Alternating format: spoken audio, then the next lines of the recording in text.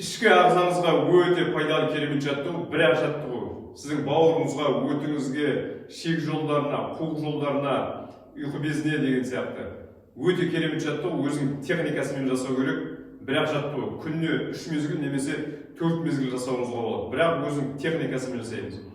Ендеше қазір көрсетемін, мұқият қарап алыңыздар. Поэтапты көрсем, бірінші өкшені міндетті түрде қосамыз. Бәшбайдың арасын ашып, өкшені қосамыз. Екінші, қолды көтереміз. Қол не төмен емес, не жоғары емес, иықтың ара қашықтығындай.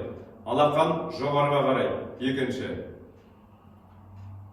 Үшінші, саусақты, 5 саусақты келдік, иыққа тигіземіз. Үшінші. Төртінші, қолдың сыртын, қазір артынан көрсем, қолдың сыртын тигіземіз. Қолдың сыртын тигіздік. Міне. Енді басты нәрсеге көшеміз. Қолдың сыртын тигіздік, іште тарттық. Бүткіл денені қолды жоғарыға тартамыз, іште тартып тұрамыз. Қазір менімен бірге 1 минут іште тартамыз. Керемет.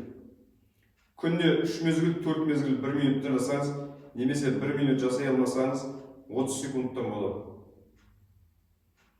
Тартамыз.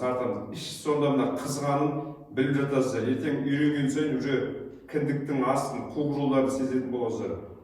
Сол жерге ем жүріп отырғаны. Сол жерде клеткалар, ішкі ағзалар жұмыс жасай бастайды.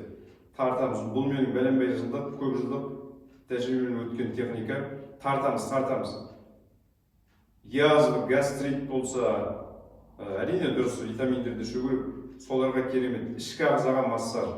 Бұлай массаж, ол теріге массаж болса, бұл жерде ішкі органымызға, ішкі ағзаға массаж.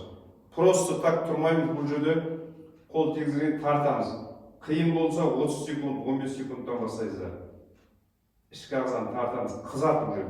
Қызып, кәдімгідей бөлек сезімдер болып жатқан білесіз, сезесіз уже. Тартамыз.